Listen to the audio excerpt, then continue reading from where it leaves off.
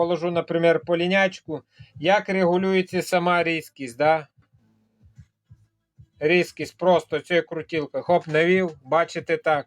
Хочете бачити далі оцю планку, да? Просто беремо, піднімаємо мікроскоп, тут ззаду є така крутілка, і просто крутим, піднімаємо його. Це тим самим, як кажуть, зменшує тую, як його правильно. Тобто будете бачити ви вже далеко цю паличку. О, так, бачите, яка вона вже на весь екран. І ще більше, можна ще більше. Піднімаю ще більше.